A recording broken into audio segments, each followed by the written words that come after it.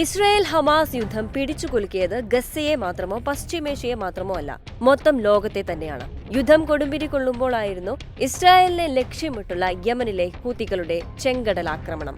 Iran പിന്തുണയുള്ള ഹൂതികൾ ചരക്കു കപ്പൽ പിടിച്ചെടുക്കുകയും അമേരിക്ക വടക്കമെത്തി ചെങ്കടലിൽ മറ്റൊരു യുദ്ധം ഉടലെടുക്കുകയും ചെയ്തു. ഇപ്പോഴിതാ സംഘർഷാവസ്ഥ ആളിക്കത്തിച്ച് ഇറാൻ ചെങ്കടലിൽ യുദ്ധക്കപ്പൽ ഇറക്കിയിരിക്കുകയാണ്.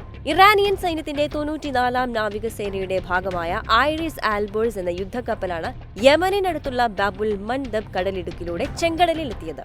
ഇന്ത്യൻ മഹാസമുദ്രത്തിലെ ഏദൻ ഉൾക്കടലുമായി ബന്ധിപ്പിക്കുന്ന ചെങ്കടലിന്റെ തെക്കേ അറ്റത്തുള്ള പാതയാണ് ബാബുൽ മന്ദേബ് ജലപാത. അൽബേഴ്സ് ഡിസ്ട്രോയർ ചെങ്കടലിൽ പ്രവേശിച്ചത് ഈ പാതയിലൂടെയാണെന്ന് അൽ ജസീറ റിപ്പോർട്ട് ചെയ്തിട്ടുമുണ്ട്. പലസ്തീനികളെ പിന്തുണച്ചതിനും ഇസ്രായേലിനെതിരെ നിലകൊണ്ടതിനും ഹൂതികളെ ഇറാൻ പ്രശംസിച്ചതായാണ് വാർത്തകൾ പുറത്തുവന്നിരുന്നത്. 2009 മുതൽ കപ്പൽ പാതകൾ സുരക്ഷിതമാക്കുന്നതിനും കടൽ കൊള്ളക്കാരെ തുരത്തുന്നതിനും ഇറാന്റെ നാവികസേന ഈ പ്രദേശത്ത് പ്രവർത്തിക്കുന്നുണ്ട്.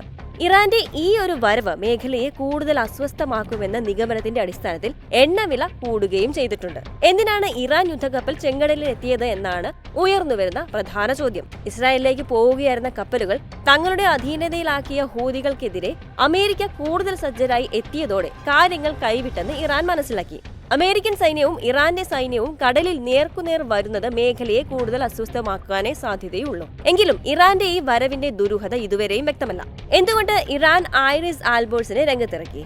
ഇറാന്റെ ഈ ആൽബേഴ്സിനും ചില പ്രത്യേകതകളുണ്ട്.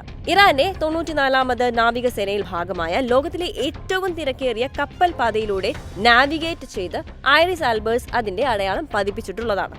എണ്ണ, വാണിജ്യ ചരക്കുകൾ, സൈനിക കപ്പലുകൾ എന്നിവയുടെ പ്രധാന ഗതാഗത പാതയായി പ്രവർത്തിക്കുകയാണ് ബാബൽ മന്ദബ് കടലിടുക്ക്.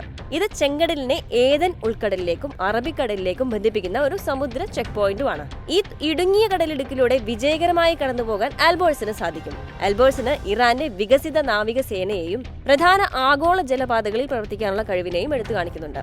സമുദ്ര സുരക്ഷാ സാന്നിധ്യം വർദ്ധിപ്പിക്കുക, മറ്റു രാഷ്ട്രങ്ങൾക്കെതിരെ ശക്തി വർദ്ധിപ്പിക്കുക എന്നിവ ആൽബേഴ്സിനെ ഉപയോഗിച്ച് ഇറാൻ പദ്ധതിയിടുന്നുണ്ട്.